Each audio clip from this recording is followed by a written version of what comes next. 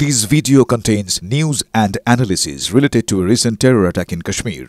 The content may include sensitive visuals and discussions that could be distressing to some viewers. Viewer discretion is advised. We strongly condemn all forms of violence and terrorism. The purpose of the content is solely to inform and create awareness based on verified reports. বাহ এবার হয়েছে স্বাদ হ্যাঁ অপূর্ব স্বাদ এমডিএচ এর চাঙ্কি চাট মশলা জীবনে আসল স্বাদ জাগলো আসল মশলা এসএস এমডিএচ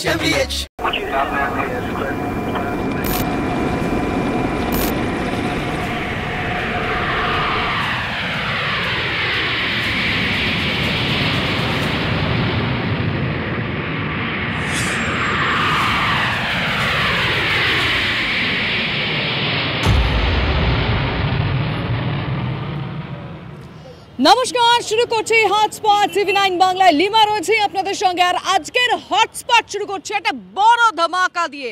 বড় ধামাকা আজকে হটস্পটের শুরুতেই। কি সেই ধামাকা? দেখুন, পেহেলগাঁও যে ঘটনা ঘটেছে, গোটা দেশ শোকে পাথর। এতগুলো মানুষের মৃত্যু হয়ে গেল। আমরা প্রত্যেকে, গোটা দেশ বদলা চাইছে যে এই যে সমস্ত জঙ্গিরা এতগুলো মানুষের প্রাণ নিল, তাদের শাস্তি চাই। প্রস্তুতি তো শুরু হয়েছে, বিভিন্নভাবে প্রস্তুতি শুরু হয়েছে। আমরা আপনাদেরকে দেখেছি সামরিক মহড়া চলছে, কি আকাশে, কি স্থলে, কি জলে মহড়া শুরু হয়ে গিয়েছে। কিন্তু তারই মাঝে কূটনৈতিক দিক থেকে চাপে ফেলার চেষ্টা কিন্তু ইতিমধ্যেই হচ্ছে। কূটনৈতিক দিক থেকে পাকিস্তানকে কর্নার করার চেষ্টা কিন্তু ইতিমধ্যেই ভারত শুরু করে দিয়েছে। কারণ এনআইএ একের পর এক তদন্তে আমরা দেখেছি চাঞ্চল্যকর তথ্য সামনে আসছে। আর যে তথ্য দেখে গোটা বিশ্বের কাছে পাকিস্তানের মুখ পুড়ছে, তাই আজকের শুরুতে সেরকমই একটা চাঞ্চল্যকর তথ্য, একটা বড় ধামাকা আপনাদের জন্য।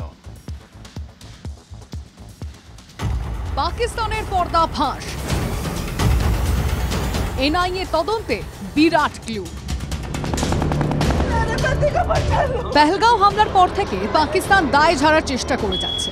প্রশ্ন করছে তাদের যোগ আছে, প্রমাণ কোথায়? কিন্তু পাকিস্তান ভুলে গেছে তাদের মার্কা মারা কাজ। প্রমাণের প্রয়োজন হয় না, কিন্তু বিশ্বের সামনে পাকিস্তানের পর্দা ফাঁস করার জন্য প্রমাণের প্রয়োজন ছিল। এনআইএ তদন্তে একাধিক প্রমাণ পাওয়া গেল, যা যথেষ্ট। পেহেলগাঁও হামলার প্রাথমিক তদন্তের রিপোর্ট তৈরি করেছে এনআইএ। গোয়েন্দা সূত্রে খবর,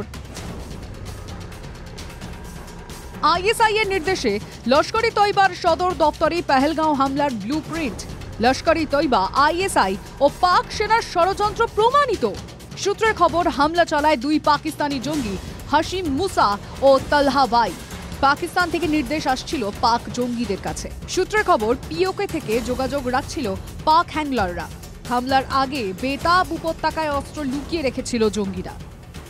এই গোটা ঘটনা পাকিস্তান থেকে যেমন পরিকল্পনা করা হয়েছে, সেই সঙ্গে সঙ্গে এখানে ওজিডব্লিউ যে কথাটা, অর্থাৎ এই সংগঠনগুলোর যারা ওভারগ্রাউন্ড ওয়ার্কার রয়েছেন, তারা এর সঙ্গে কোথাও যে গোটা ঘটনায় মানে পরোক্ষভাবে এর সঙ্গে যুক্ত, অর্থাৎ তারা বিভিন্নভাবে এখানে সহায়তা করেছেন, তাদের আশ্রয় দেওয়া থেকে, বেতাব ভ্যালিতে অস্ত্র লুকিয়ে রাখা থেকে, এই সমস্ত সাহায্যের ক্ষেত্রে তাদের একটা বড় ভূমিকা আছে এবং সেই বিষয়টাও কিন্তু এই প্রাথমিক রিপোর্টে উল্লেখ করা হয়েছে। সূত্রের খবর, এনআইএ ওভারগ্রাউন্ড ওয়ার্কারদের একটি তালিকা তৈরি করেছে। ঘটনাস্থল থেকে পাওয়া কার্তুজ পাঠানো হয়েছে ফরেনসিকে। অন্তত 150 জনের বয়ান রেকর্ড করেছে এনআইএ। হামলার প্রাথমিক তদন্ত রিপোর্ট তৈরি করেছেন এনআইএ ডিজি। স্বরাষ্ট্র মন্ত্রকে সেই রিপোর্ট জমা দেবেন তিনি। Bureau report, TV 9 Bangla. পাকিস্তানের কাজকর্ম দেখে আজ জানেন তো আমার গোলাপি মুক্ত রহস্যের একটা সংলাপ খুব মনে পড়ে যাচ্ছে, যেখানে মগনলাল ফেলুদাকে জিজ্ঞেস করেছিল, আমি এ কাজ করেছি, তার প্রমাণ কোথায়? তখন ফেলুদা মগনলালকে বলেছিল যে আরে আপনার কাজ তো মার্কা মারা, দেখলেই বুঝতে পারি যে এই কাজ আপনিই করেছেন। ঠিক যেমন পাকিস্তানের কাজ, মানে পাকিস্তানের এমন মার্কা মারা কাজ যেটা দেখলেই সহজেই আমরা বুঝে নিতে পারবো এই কাজ পাকিস্তান ছাড়া কারো হতেই পারে না। কিন্তু আমরা ভারতবাসী, আমরা তো এই কাজ করতেই পারি না। আমরা এমন কোনো কাজ করবোই না যাতে আমাদের গোটা দেশের মানুষের, গোটা বিশ্বের কাছে মুখ পোড়ায়। কিন্তু পাকিস্তান করেছে, আর পাকিস্তান এমন কিছু কাজ করেছে যার ফলে তাদের মুখ আরো পুড়েছে। আর ভারত এক এক করে সেই কাজগুলোর কথা, মানে সেই তথ্যগুলো আপনাদের সামনে নিয়ে আসবে। ঠিক যেমন করে আপনাদের জানিয়ে রাখতে চাইবো, এই মুহূর্তে দাঁড়িয়ে এনআইএ যে স্ট্র্যাটেজি নিয়েছে, ভারত কি স্ট্র্যাটেজি নিয়েছে, এই মুহূর্তে দাঁড়িয়ে আমরা জানতে পারছি জঙ্গিদেরকে জীবিত ধরার কথা বলা হচ্ছে, মানে আর কোনো এনকাউন্টার নয়, কোনো এনকাউন্টার হবে না, জীবিত ধরতে হবে জঙ্গিদেরকে। যারা দক্ষিণ কাশ্মীরে মুসার মতো যারা জঙ্গিরা লুকিয়ে রয়েছে তাদেরকে জীবিত ধরতে হবে। কি স্ট্র্যাটেজি, কিভাবে এগোতে চাইছে এই মুহূর্তে ভারতীয় সেনারা, দেখে নেব আমাদের প্রতিনিধি সিজার মন্ডলের পাঠানো এক্সক্লুসিভ রিপোর্ট। আজমল কাসাবের মতোই পেহেলগাম হত্যাকাণ্ডের যে দুই পাকিস্তানি জঙ্গি সরাসরি যুক্ত, তাদের জীবিত ধরতে চায় নয়াদিল্লি।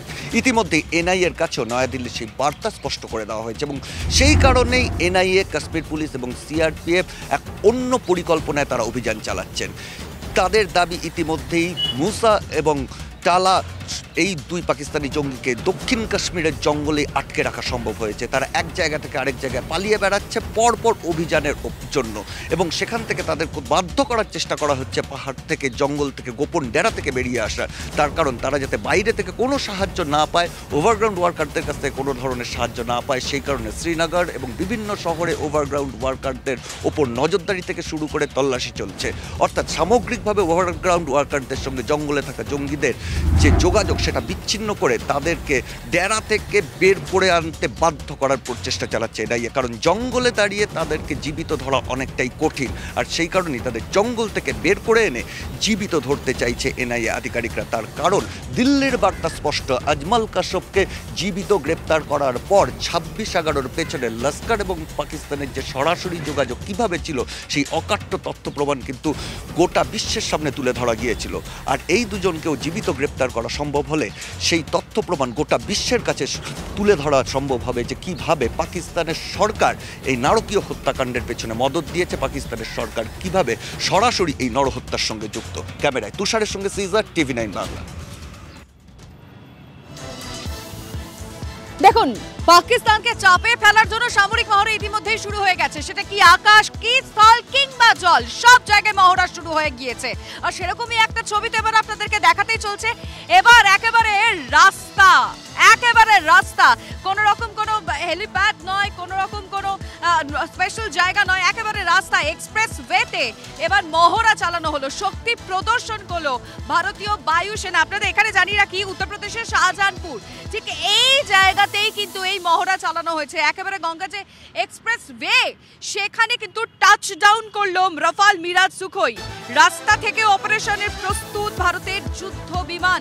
ছবিটা দেখুন।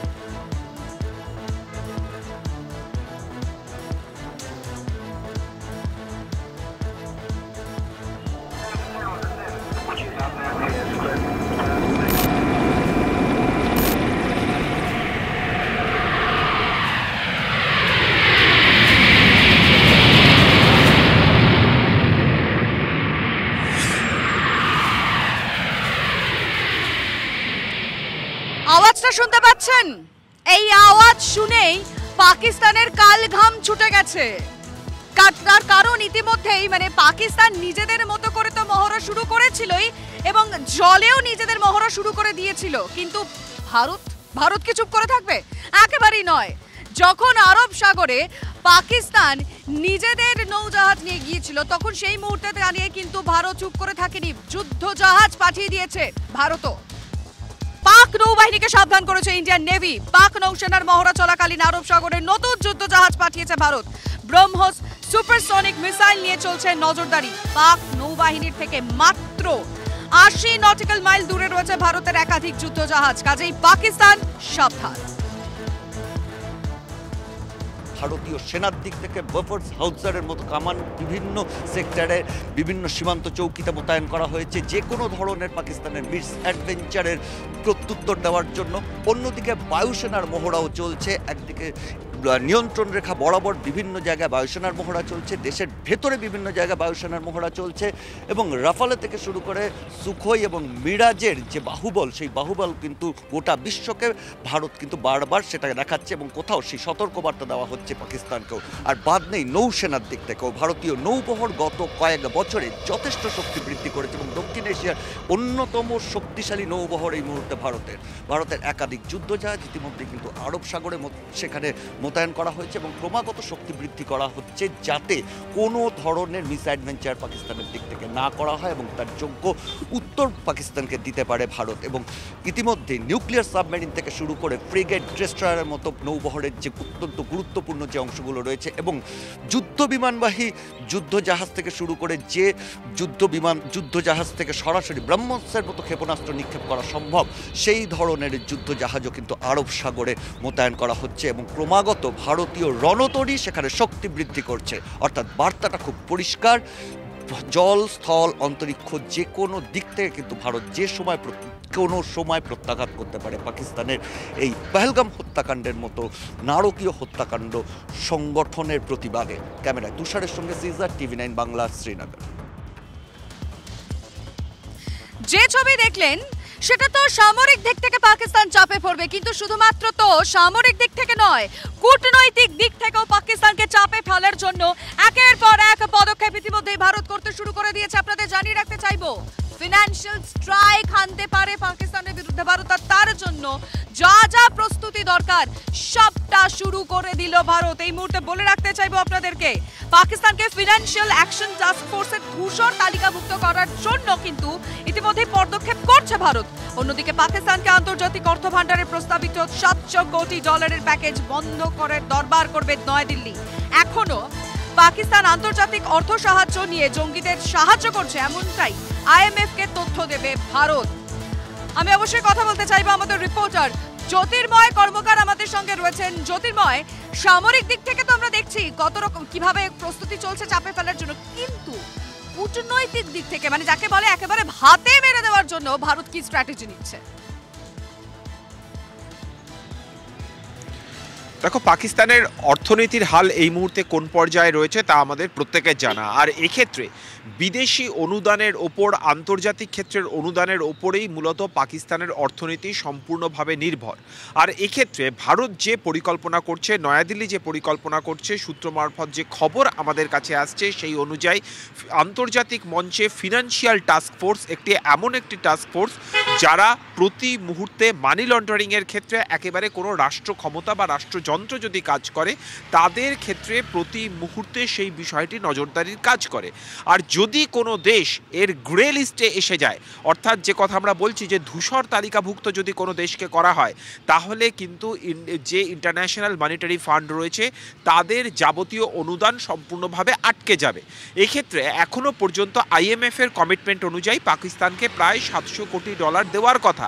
আর ঠিক এই জায়গাতেই ফিনান্সিয়াল টাস্ক ফোর্সের গ্রে লিস্টে পাকিস্তানকে আনার জন্য আর্জি জানাবে ভারত। তার কারণ, এবং ভারত এক্ষেত্রে সুনির্দিষ্ট কিছু তথ্য প্রমাণ তুলে দেবে, যেখানে দেখা যাবে যে আন্তর্জাতিক মঞ্চ থেকে টাকা নিয়ে সেই টাকাকে আদতে সেই ডলারকে আদতে পাকিস্তান জঙ্গি কার্যকলাপের ফান্ডিংয়ে ব্যবহার করছে। এবং যদি এটা প্রতিষ্ঠা করা সম্ভব হয় তাহলে সম্পূর্ণভাবে আন্তর্জাতিক মঞ্চ থেকে যা যা টাকা পাকিস্তান পায় সমস্ত টাকা বন্ধ হবে এবং ভাতে মারা সব রকম রাস্তায় কিন্তু এই মুহূর্তে ভারত বেছে নিয়েছে। মানে একদিকে সামরিক দিক থেকে মারার চেষ্টা, একদিকে ভাতে মারার চেষ্টা। পাকিস্তান যদি ভেবে থাকে যে তারা পার পাবে তাহলে খুব ভুল করছে। কূটনৈতিক দিক থেকেও কিন্তু ভারত প্রস্তুতি নিয়ে রেখেছে।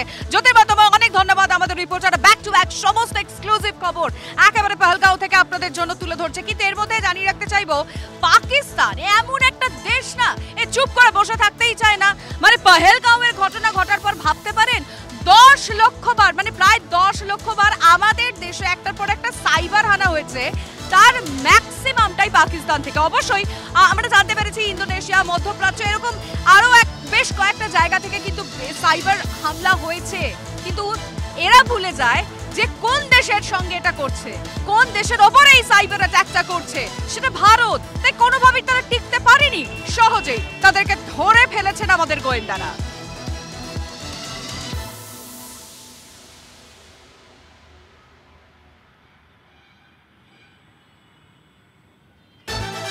আর গুপ্তচরের তো অভাব নেই।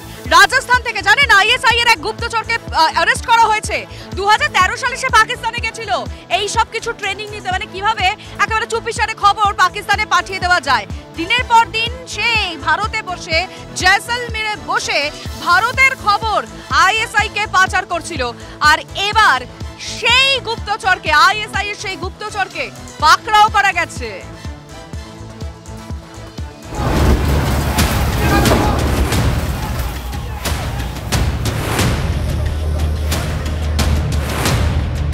और जोर से आवाज लगा, आग लगा था और आवाज सुना था, हम लोग उठे आए। 4 তলা অবধি বিল্ডিং, এটা একদম পুরো শেখা উঠে গেছে, আওয়াজ হচ্ছে, সিলিন্ডার বাস্ট হচ্ছে।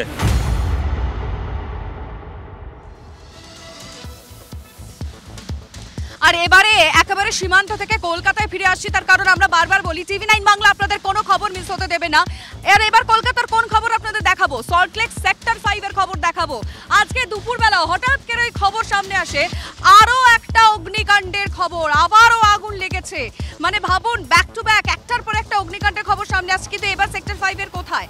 হলগ্রামের তৈরি কারখানায়, সেখানে আগুন লাগে এবং তারপরে তৎক্ষণাৎ দমকলের ইঞ্জিন পৌঁছয় সেখানে। হলোগ্রাম তৈরির কারখানায় প্রচুর কিন্তু কেমিক্যাল ছিল, মানে দাহ্য বস্তু প্রচুর মজুদ ছিল সেখানে, যার ফলে দমকল কর্মীদেরকে কিন্তু বেশ খানিকটা চাপে পড়তে হয়েছে মানে এই আগুন নেভানোর জন্য।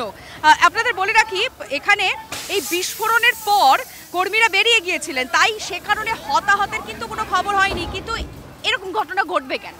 বারংবার আমরা দেখছি আমাদের রাজ্যে, বিশেষ করে কলকাতার ক্ষেত্রে বলা যায় যে একটার পর একটা ঘটনা ঘটছে। গতকালের কথা মনে আছে আপনাদের?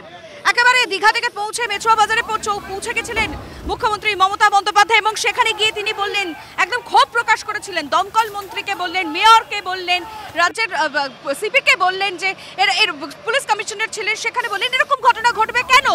আপনারা নজরদারি রাখছেন না, আপনারা কেন সারপ্রাইজ ভিজিট করছেন না? এই বিষয়গুলো তিনি সামনে রাখেন। আজকে ঘটনাস্থলে কিন্তু দমকল মন্ত্রী পৌঁছানোর পর তিনি কি বলেছিলেন আগে শোনাবো আপনাদের। এটা এখনই সবটা বলে উঠতে পারবো না, আগে দেখে নি সবটা খতিয়ে কাজ করছে, এখন ওরা বলুক আমাকে, তারপর সবটা দেখব। কিন্তু আজকে যেখানে ঘটনাটা ঘটেছে, মানে সল্টলেক সেক্টর 5-এ যে হলোগ্রাম তৈরির যে কারখানায় আগুন লেগেছে, সেখানে কিন্তু যখন দমকল পৌঁছয়, আগুন নেভানো তো অনেক পরের বিষয়, দমকল ঢুকতেই বাধা পেয়েছে। মানে রাস্তাটা এতটাই সরু ছিল যে দমকলের পক্ষে আগুন নেভানোটা, মানে আগুন নেভানোর জন্য পৌঁছানোটাই একটা বড় চ্যালেঞ্জ হয়ে দাঁড়িয়েছিল, কারণ এতটাই ন্যারো লেন, একে তো দাহ্য বস্তু মজুদ, তার মধ্যে রাস্তা এত সরু, কারণ চারিদিকে পার্কিং, মানে গাড়ি দাঁড়িয়ে রয়েছে চারিপাশে। আগুন নেভানোর জন্য দমকল কর্মীরা এগোবেন কি করে? তাই এক পক্ষ, মানে দমকল কর্মীদের একাংশ কিন্তু ক্ষোভ প্রকাশও করেছেন আজকে। অবশ্যই কিছুটা বেগ পেতে হয়েছে, কারণ আমরা প্রথম কথা ন্যারো অ্যাক্সেস, প্লাস এই যে বিল্ডিংটা দেখছেন এর গেটের ওখানটাতে গাড়ি লেগে যাবে, গাড়ির ক্ষতিও হয়েছে আমাদের এই গাড়িটার। আপনাদের মনে থাকবে মুখ্যমন্ত্রী মমতা বন্দ্যোপাধ্যায় সেই বক্তব্যের কথা মনে না থাকলেও আজ আমি আপনাদের হটস্পট আরো একবার মনে করাচ্ছি। মুখ্যমন্ত্রী মমতা বন্দ্যোপাধ্যায় সল্টলেকের এই কার পার্কিং নিয়ে বলেছিলেন, ক্ষোভ প্রকাশ করেছিলেন যে যেখানে সেখানে রাস্তা যেখানে ইচ্ছে তাকাবেন গাড়ি দাঁড়িয়ে রয়েছে, বাইক দাঁড়িয়ে রয়েছে, এরকমটা কেন হবে? রাস্তা শুরু হয়ে যাচ্ছে, মানুষ যাতায়াত করতে পারছে না, কোনো এমার্জেন্সি হলে ঠিক যেটা আজকে হলো সেরকম ঘটনার কথাই কিন্তু আগেই আভাস দিয়ে রেখেছিলেন মুখ্যমন্ত্রী মমতা বন্দ্যোপাধ্যায়। তাহলে যেখানে স্বয়ং মুখ্যমন্ত্রী বলছেন এরকম ঘটনা ঘটতে পারে, এমার্জেন্সি হতে পারে, তখন মানুষ যাবেন কোথায়? সেগুলো কি প্রশাসনের বাকিরা টেকেন ফর গ্রান্টেড নিয়ে নিচ্ছে? মুখ্যমন্ত্রী কালও বলেছিলেন, ওই যে আবারও বললাম, স্বয়ং মুখ্যমন্ত্রী ক্ষোভ প্রকাশ করছেন, কিন্তু বাকিরা সেই কথাটা কতটা শুনবেন সেটা তো তাদের উপরেই থাকে। দেখুন, সাধারণ মানুষের নিরাপত্তা যাদের দায়িত্ব রয়েছেন তাদের আশা করি তাদের দায়িত্বটা পালন করতে হবে। আজকে হটস্পট এখানেই শেষ করছি, সঙ্গে থাকুন টিভি9 বাংলার। MDH চানা মশলা, এখন ছোলা হোক বা বরবটি দানা, সাদা চানা হোক বা কালো, সব রান্নাই হবে অসাধারণ। MDH